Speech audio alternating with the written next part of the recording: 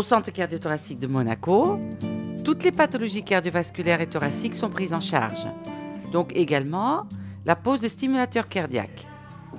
Comme son nom l'indique, cet appareil sert à stimuler le rythme du cœur et est utilisé lorsque la fréquence cardiaque est trop lente.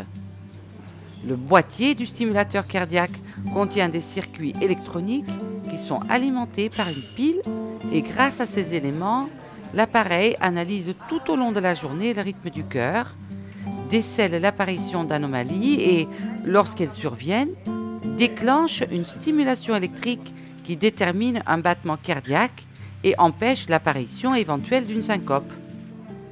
Le pacemaker n'entre ainsi en action que si le rythme cardiaque devient inférieur à une fréquence seuil préalablement déterminée, souvent 60 battements par minute. Certains stimulateurs sont aussi dotés d'une mémoire, ce qui offre la possibilité d'enregistrer les informations relatives au fonctionnement cardiaque.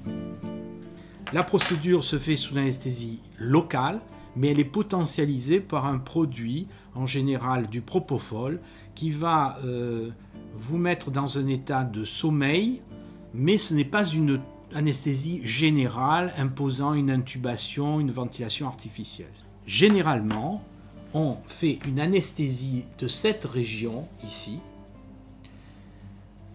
de manière à pouvoir ponctionner une grosse veine qui passe sous l'os ici, qui s'appelle la clavicule. Cette veine, elle va directement dans les cavités cardiaques. On va donc pouvoir implanter la sonde par cette voie jusque dans le ventricule. Généralement, les pacemakers modernes sont constitués de deux sondes, une sonde qui va dans l'oreillette droite et une sonde qui va dans le ventricule droit.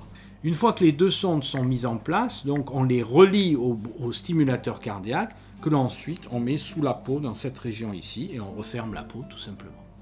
L'appareil il est sur le muscle et sous la peau. Et un appareil moderne actuellement avec les sondes performantes que nous avons, elles durent en général 7 à 8 ans. Il y a d'autres manières de stimuler le cœur, particulièrement des patients qui sont en insuffisance cardiaque où on va utiliser 3 sondes pour améliorer la synchronisation des parois du ventricule gauche en particulier. Ceci pour améliorer la mécanique du ventricule gauche. Et enfin, il y a des appareils qui s'appellent des défibrillateurs qui ont la possibilité, eux, avec une sonde spéciale, que voici, qui sont capables de reconnaître un trouble du rythme et de délivrer un choc électrique de manière à restaurer le rythme. Donc on est loin de l'indication initiale. Ça s'appelle un défibrillateur, c'est un défibrillateur interne, et vous en voyez souvent maintenant dans les lieux publics, des défibrillateurs externes. Et bien cet appareil remplace le défibrillateur externe parce que le patient l'a en permanence sur lui. Le diagnostic pour les implantations de stimulateurs cardiaques se fait par votre cardiologue, qui proposera cette pose lorsque le ralentissement cardiaque ne peut être corrigé par la seule prise de médicaments. L'efficacité et le suivi de l'implant, communément appelé pacemaker, se fait également par votre cardiologue.